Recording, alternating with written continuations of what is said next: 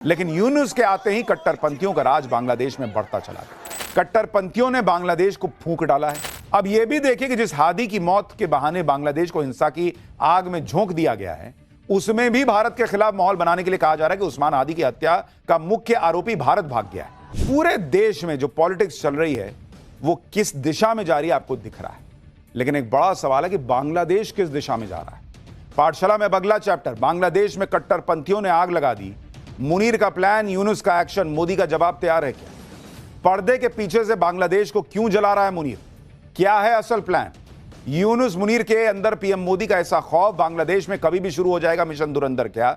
अब इसका चैप्टर। जब से बांग्लादेश में यूनुस ने कट्टरपंथियों को सिर पर चढ़ाया, तब से कहा जा रहा था कि ये कट्टरपंथी बांग्लादेश में आग लगाएंगे, देख लेना। और ठीक यही बांग्लादेश में पिछले कई दिनों से हो रहा है। कट्टरपंथियों ने बांग्लादेश को फूंक डाला है। वहां पर जबरदस्त हिंसक प्रदर्शन हो रहे हैं। भारत विरोधी, हिंदू विरोधी भीड़ सड़कों पर आ चुकी है। अखबारों के दफ्तर जलाए जा रहे हैं। जो भी भारत की बात कर रहा है, जो भी हिंदुओं की बात कर रहा है, उस पर अटैक हो रहा है। जब तक शेख हसीना बांग्लादेश में थी तब तक यह सब नहीं होता था, लेकिन यूनुस के आते ही कट्टरपंथियों का राज बांग्लादेश में बढ़ता चला गया। ऊपर से पाकिस्तान भी अब बांग्लादेश से सट गया है। इधर मुनीर, उधर यूनुस, दोनों ने मिलकर बांग्लादेश को जलाने में कैसे अपने हाथ जो हैं वो आगे बढ़ा दिए हैं। मुनीर यूनुस का असल प्लान क्या है, नरेंद्र मोदी इसका क्या जवाब देंगे, आज सब आपको बताऊंगा। बांग्लादेश जिन कट्टरपंथियों के हाथ में चला गया है, वो कट्टरपंथी भारत के खिलाफ जहर उगलते हैं। हिंदुओं से, सनातन से इन्हें नफरत है वो दिखता है, और इसी जहर और नफरत में ये कैसे बांग्लादेश में हिंदुओं को टारगेट कर रहे हैं। बांग्लादेश में भड़की हिंसा में पहला टारगेट हिंदू अल्पसंख्यक और भारत है, और उसके अलावा वो सभी लोग कट्टरपंथियों के निशाने पर आ चुके हैं जो इन कट्टरपंथियों की आंखों में खटकते हैं। बांग्लादेश का हाल यह है कि कट्टरपंथियों की भीड़ ने बांग्लादेश के उन बड़े अखबारों को निशाना बनाया जो यूनुस की कट्टरपंथी सरकार की नीतियों के खिलाफ बिना डरे खबरें छाप रहे थे। देखिए, अब अखबार का ऑफिस जला दिया भाई। ये तस्वीरें ढाका में बांग्लादेश के सबसे बड़े अंग्रेजी अखबार डेली स्टार के हेड ऑफिस की है, जहां कट्टरपंथियों की भीड़ ने आग लगा दी। 30 से ज्यादा पत्रकार बिल्डिंग के अंदर फंस गए, जिन्हें सेना के दखल के बाद बचाया जा सका। कट्टरपंथियों ने इसी तरह अंग्रेजी अखबार न्यू एज के एडिटर नूरुल कबीर के घेर कर उन पर हमला कर दिया, जो बांग्लादेश में छपने वाले अखबारों की संस्था एडिटर्स काउंसिल के अध्यक्ष भी हैं, और यूनुस सरकार को उसकी नीतियों के लिए अक्सर घेरते रहते हैं। इसी तरह बांग्लादेश के पॉपुलर अखबार प्रोथोम अलो के दफ्तर में पहले जमकर तोड़फोड़ की और फिर उसमें आग लगा दी। बांग्लादेश में भड़की इस हिंसा के पीछे जो सबसे बड़ी वजह है वो है एक छात्र नेता उस्मान हादी की मौत। उसके बारे में भी आपको बताता हूं। 32 साल का शरीफ उस्मान बिन हादी बांग्लादेश के कट्टरपंथी संगठन इकबाल इनकलाब मंच का प्रवक्ता था। वो पिछले साल जुलाई में शेख हसीना सरकार के खिलाफ हुए प्रदर्शनों में कट्टरपंथियों का बड़ा चेहरा बनकर उभरा था। इन प्रदर्शनों की वजह से शेख हसीना सरकार का तख्ता पलट हुआ और शेख हसीना को देश छोड़ना पड़ा। उस्मान हादी भारत को दुश्मन देश की नजर से देखता था और अक्सर भारत के खिलाफ जहर उगलता था। बांग्लादेश में अगले साल फरवरी में होने वाले चुनाव में उस्मान हादी ढाका 8 से चुनाव लड़ने की तैयारी में था। हाल ही में उस्मान हादी ने ग्रेटर बांग्लादेश का नक्शा सर्कुलेट करने की वजह से सुर्खियां बटोरी थी। इस नक्शे में भारत के कुछ इलाकों को बांग्लादेश में दिखाया गया था, लेकिन 12 दिसंबर को उस्मान हादी को ढाका में बाइक पर आए हमलावरों ने गोली मार दी। हमले के वक्त उस्मान हादी ई रिक्शा में बैठकर कहीं जा रहा था। हमले के बाद हादी को ढाका मेडिकल कॉलेज ले जाया गया। हालत नाजुक होने पर इलाज के लिए सिंगापुर भेजा गया, लेकिन इलाज के दौरान उसकी मौत हो गई। अब यह भी देखिए कि जिस हादी की मौत के बहाने बांग्लादेश को हिंसा की आग में झोंक दिया गया है, उसमें भी भारत के खिलाफ माहौल बनाने के लिए कहा जा रहा है कि उस्मान हादी की हत्या का मुख्य आरोपी भारत भाग गया है। बांग्लादेश में जिस तरह से भारत विरोधी, हिंदू विरोधी हिंसा हो रही है, उसके पीछे मुनीर और पाकिस्तान का दिमाग होने का आरोप लग रहा है, क्योंकि इस बार बांग्लादेश में भड़का हिंसा का पैटर्न पिछले साल जुलाई में भड़की हिंसा से भी ज्यादा सोचा समझा और खतरनाक लग रहा है। कहा जा रहा है कि मुनीर और आईएसआई का मंसूबा बांग्लादेश में हिंसा भड़काकर कट्टरपंथियों को सत्ता में बिठाने का है, क्योंकि शेख हसीना के देश छोड़ने के बाद उनकी पार्टी आवामी लीग की पकड़ पहले ही कमजोर हो चुकी है और आवामी लीग पर बैन लगाकर उसके चुनाव में उतरने का रास्ता पहले ही बंद हो चुका है। इस सब के बीच शेख हसीना के बाद बांग्लादेश की दूसरी बड़ी नेता मानी जाने वाली खालिदा जिया की हालत भी नाजुक बनी हुई है, जिसकी वजह से उनकी पार्टी बांग्लादेश नेशनलिस्ट पार्टी भी कमजोर दिख रही है। उस पर कट्टरपंथी नेता शरीफ उस्मान हादी की मौत ने मुनीर और आईएसआई को अपना प्लान एक्टिवेट करने का मौका दे दिया। खबर है कि आईएसआई ने अपने पुराने सहयोगी और बांग्लादेश के कट्टरपंथी संगठन जमाते इस्लामी को निर्देश दिया है कि वो आंदोलन को लीड न करे बल्कि पीछे रहकर इसे हवा दे। इसके पीछे मकसद यह है कि आंदोलन में स्थानीय लोग दिखने चाहिए ताकि आंदोलन स्वाभाविक लगे।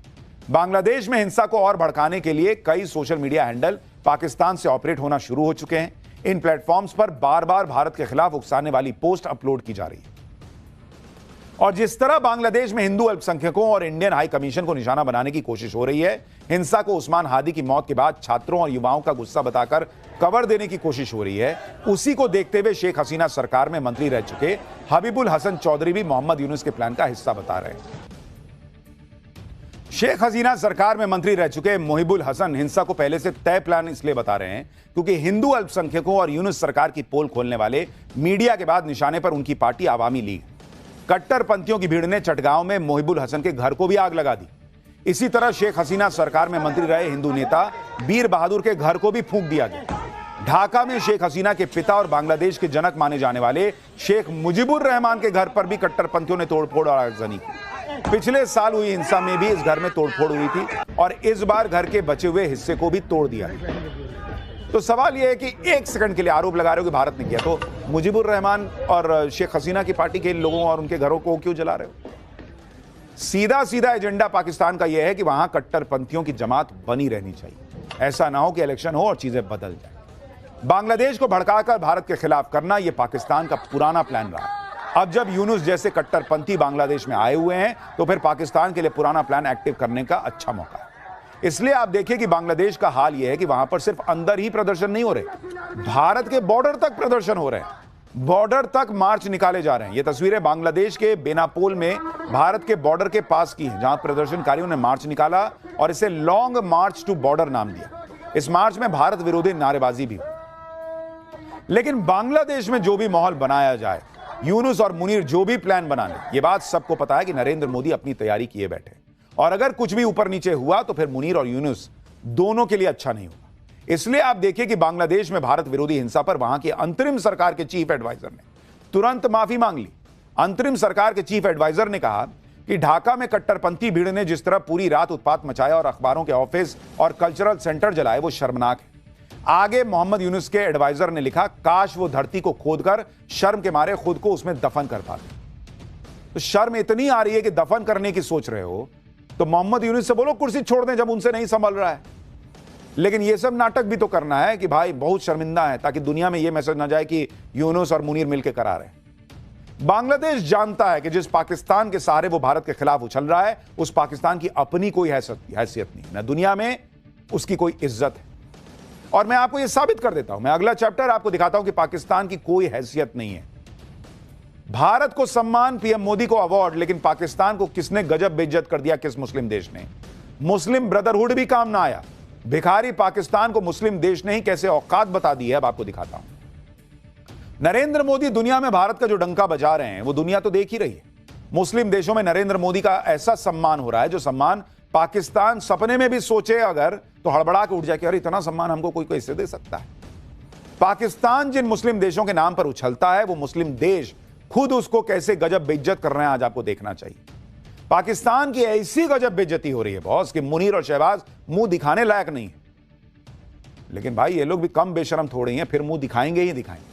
मुनीर जिस मुस्लिम देश को सबसे करीबी बताते नहीं थकता, उसी देश ने पाकिस्तान को झटका दे दिया है। सऊदी अरब ने पाकिस्तान के हजारों भिखारियों को डिपोर्ट कर दिया उठा के, ले जाओ अपने यहां के भिखारियों को, यहां के भीख मांग रहे हैं। ऐसा इसलिए क्योंकि आतंकियों के एक्सपोर्टर पाकिस्तान में अब भिखारियों की फैक्ट्री खुल गई है और पाकिस्तान अपने भिखारी खाड़ी देशों में एक्सपोर्ट कर देता है। पाकिस्तान के भिखारियों ने सऊदी अरब, कतर, यूएई समेत खाड़ी के लगभग सभी देशों में कब्जा कर लिया, अपनी जगह ढूंढ ली है कि दे दे भाई कोई। लेकिन पाकिस्तान के भिखारी शेखों के देश में सिर्फ भीख नहीं मांग रहे, चोरी चकारी भी कर रहे हैं, लूटपाट भी कर रहे हैं। खाड़ी के देश तो पाकिस्तानी भिखारियों से इतना परेशान हो गए बॉस कि अब उन्होंने कहा कि ना यहां नहीं रख सकते, उठाओ लेके जाओ इनको। पिछले 11 महीने में 41 देशों ने 52,000 पाकिस्तानी भिखारियों को देश से निकाल दिया कि भीख मांगना है तो पाकिस्तान में मांगो। तो भिखारी भी बोला कि मेरा देश ही भीख मांग रहा है, मैं वहां क्या भीख मांगूंगा। यानी 2025 में हर रोज करीब 151 पाकिस्तानी को डिपोर्ट किया गया है। इसमें सऊदी अरब ने सबसे ज्यादा 24,000 पाकिस्तानी भिखारी डिपोर्ट कर दिए हैं। यूएई ने 6,000 पाकिस्तानी भिखारियों को देश से निकाल दिया है। अजरबैजान ने भी 2,500 पाकिस्तानी भिखारियों को वापस देश भेज दिया है। पाकिस्तान में भीख मांगना मजबूरी नहीं है, बल्कि पाकिस्तान इतना गरीब है कि भीख मांगना अब धंधा बन गया है। पाकिस्तान का यह संगठित उद्योग कैसे मिडिल ईस्ट में अपने पैर जमा रहा है और क्यों पाकिस्तान की जनता और उनके नेताओं को भीख मांगने में मजा आने लगा है, आज आपको दिखाऊंगा। लेकिन भिखारी पाकिस्तान के इस भिखमंगे देश के भिखारियों ने कैसे मुस्लिम ब्रदरहुड भूलने पर भी शेखों को मजबूर कर दिया, जरा उसका एक ट्रेलर देखिए। शहबाज और मुनीर तो पहले ही भिखारी घोषित थे। भीख का कटोरा लिए कभी वो चीन अमेरिका की चौखट पर दिखाई देते हैं, तो कभी आईएमएफ और वर्ल्ड बैंक के सामने गुहार लगाते हैं। मुनीर शहबाज की इसी आदत को पाकिस्तान की पब्लिक ने धंधा बना लिया। पाकिस्तान में इतने भिखारी हो गए हैं कि अब वो वीजा लेकर विदेशों में भीख मांग रहे हैं। सऊदी अरब पाकिस्तानी भिखारियों की सबसे पसंदीदा जगह बन गया। यहां भीख मांगने वाला हर दूसरा शख्स पाकिस्तानी निकल आता है। दरअसल सऊदी अरब में मुसलमानों के सबसे पवित्र शहर मक्का और मदीना है। हर साल यहां लाखों लोग हज और उमरा करने आते हैं। इन्हीं लोगों के साथ पाकिस्तानी भिखारी भी पहुंच रहे हैं और सड़कों पर फुटपाथ पर डेरा जमा लिया है। इन पाकिस्तानी भिखारियों में पुरुषों के साथ महिलाएं भी शामिल हैं। मक्का और मदीना में पाकिस्तानी भिखारी आपको आसानी से दिख जाएंगे। देखिए, मक्का में एक पाकिस्तानी महिला भिखारी को पुलिस वाले भगा रहे हैं, लेकिन सऊदी में पाकिस्तानी भिखारियों ने ऐसे पांव जमा लिए हैं कि अब उन्हें पुलिस से भी डर नहीं लगता। यह हाल तब है जब सऊदी अरब में भीख मांगना अपराध है। देखिए वहां क्या हो रहा है।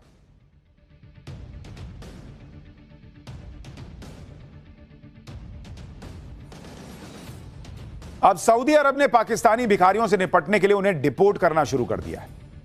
आप भी देखिए कि सऊदी अरब में पाकिस्तानी भिखारी कितनी बेशर्मी से भीख मांगते हैं, वो सामने दिखने लगा है। पाकिस्तान के भिखारियों को डिपोर्ट किए जाने की खबर पाकिस्तानी चैनलों की हेडलाइन बन रही है। जो चैनल्स अभी तक सऊदी अरब को अपना बिरादर बताते थे, देखिए अब वही पाकिस्तानी चैनल सऊदी अरब के इस एक्शन पर छाती पीट रहे हैं।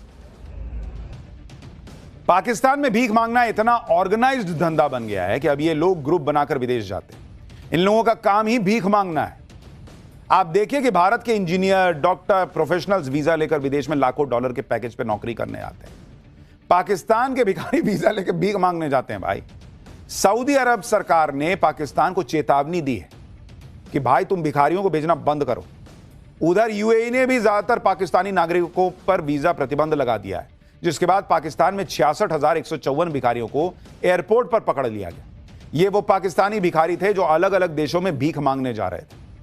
बताइए, ग्रुप बना के निकलते हैं कि चल भाई तू भी चलेगा, भीख मांगेगा उधर। पाकिस्तानी भिखारियों पर पाकिस्तान की ही सीनेट यानी वहां की संसद की स्थायी समिति को एक रिपोर्ट सौंपी गई, जिसमें खुलासा हुआ है कि विदेशों में गिरफ्तार किए गए 90% भिखारी पाकिस्तानी नागरिक होते हैं। इनमें से ज्यादातर सऊदी अरब, ईरान और इराक के तीर्थ यात्रा वीजा पर विदेश जाते हैं। यात्रा के बहाने वहीं रुक जाते हैं, जिसके बाद या तो भीख मांगते हैं या चोरी करते हैं। कौन देश बर्दाश्त करेगा भाई? एक तो भीख मांगने के लिए रुके हुए हो, वो भी उस देश में जहां भीख मांगना अपराध है, और उसके बाद वहां चोरी चकारी भी कर रहे हो, लूटपाट भी कर रहे हो। ऐसी ऐसी रिपोर्ट आ रही है जिसके बाद पाकिस्तान की पूरी दुनिया में बेइज्जती हो रही है। ले पाकिस्तान के लोग कह रहे हैं कि हम तो भीख मांगने में भी रिकॉर्ड बनाएंगे। पाकिस्तानियों को भीख मंगा सुनने की या भीख मांगने की ऐसी आदत हो गई है कि अब वो खुद ही कह रहे हैं कि भीख मांगने में भी पाकिस्तानी ही रिकॉर्ड बनाएंगे। सऊदी अरब में पाकिस्तानी भिखारियों की सबसे ज्यादा कमाई होती है, इसलिए सबसे ज्यादा पाकिस्तानी भीख मांगने सऊदी अरब जाते हैं। पाकिस्तानी भिखारियों की दूसरी पसंद अजरबैजान, कतर और दुबई है। कंबोडिया, म्यांमार, थाईलैंड जैसे देशों में भी पाकिस्तानी भिखारी पहुंचते हैं, क्योंकि इन देशों में खाड़ी देशों के मुकाबले सख्ती थोड़ी कम है। मतलब इनके भी जैसे भारतीयों के पास तो पैसा है, वो तो टूरिस्ट की तरह घूमने जाते हैं। इनका अपना भीख मांगने का डेस्टिनेशन है, कहां कहां ज्यादा पैसा मिलेगा। पाकिस्तानी भिखारियों को डिपोर्ट किए जाने की खबर दुनिया भर में सुर्खियां बनी हुई।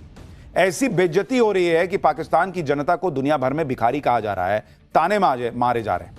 लेकिन पाकिस्तान में इसका कोई ज्यादा असर नहीं है, क्योंकि भीख मांगने में उनके प्रधानमंत्री यानी शहबाज शरीफ सबसे ज्यादा माहिर है।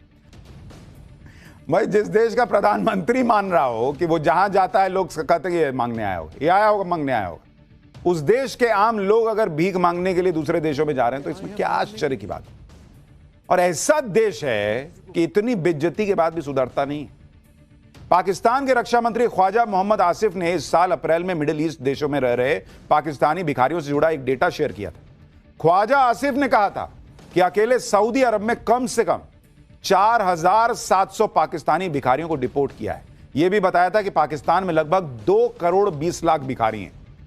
ये पाकिस्तान में जो सालाना कम से कम 42 अरब रुपए कमाते हैं। बताइए, भिखारियों के इस आंकड़े पर पाकिस्तान की टीवी चैनल्स में डिबेट तक हुई है भाई। लोग चर्चा करने लगे हैं भाई कि जिन्ना ने क्या भिखारियों के लिए अलग से देश लिया था क्या, कि सब इधर एक साथ रहेंगे भाई। उधर हिंदुस्तान आगे बढ़ेगा, इधर अपन भिखारी लोग रहेंगे। पाकिस्तान के लोग भीख मांगने सऊदी अरब, कतर ऐसे देशों में क्यों जाते हैं वो आपको बताता हूं। मार्च 2025 में शारजा में एक पाकिस्तानी शख्स पकड़ा गया था जिसके पास 14,000 दिरहम यानी 3 लाख रुपए मिले। उसने पुलिस को बताया कि 3 दिन में भीख मांगकर इतने पैसे उसने जमा किए, यानी उस पाकिस्तानी भिखारी की एक दिन में 1 लाख रुपए की कमाई हुई। इससे पहले दुबई में 127 पाकिस्तानी भिखारियों को पकड़ा गया था। इनके पास से पुलिस को 50,000 दिरहम यानी 11 लाख रुपए मिले थे। वहीं शारजा पुलिस ने भी 107 भिखारियों को इस साल के शुरुआत में गिरफ्तार किया था। शारजा में गिरफ्तार किए गए पाकिस्तानी भिखारियों के पास से 11 लाख रुपए मिलने की खबर आई थी। पाकिस्तान के भिखारियों का एक ठिकाना मलेशिया भी है। मलेशिया में भी इस साल 41 पाकिस्तानी भिखारी वापस भेजे थे, जिसमें 26 महिलाएं थी। कितने खुल के हंसते हंसते बता रही, भीख मांग के फ्लैट बना लिया, घर बना लिया, अमीर हो गए। ऐसा ही देश है पाकिस्तान बॉस।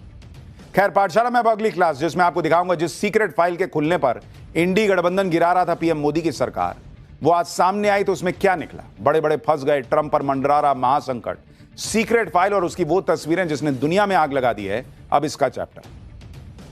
भारत में नरेंद्र मोदी के खिलाफ माहौल बनाने के लिए कभी जेनजी को भड़काने की कोशिशें होती हैं, कभी बांग्लादेश जैसी आगजनी भारत में होने की धमकी दी जाती है, कभी सड़क पर हंगामे की। हेलो फ्रेंड्स, आप सब लोग जानना चाह रहे थे बीते 1 महीने से कि नया ठिकाना क्या है। तो नया ठिकाना टाइम्स नाउ नवभारत है। बहुतों को पता होगा, जिनको नहीं पता होगा उनको बताना अब आपका काम है। आपसे मुलाकात होगी टाइम्स नाउ नवभारत पर। एक नई शुरुआत करने जा रहा हूं, एक नया टाइम आपका और मेरा आ रहा है। अपना साथ जरूर दीजिए।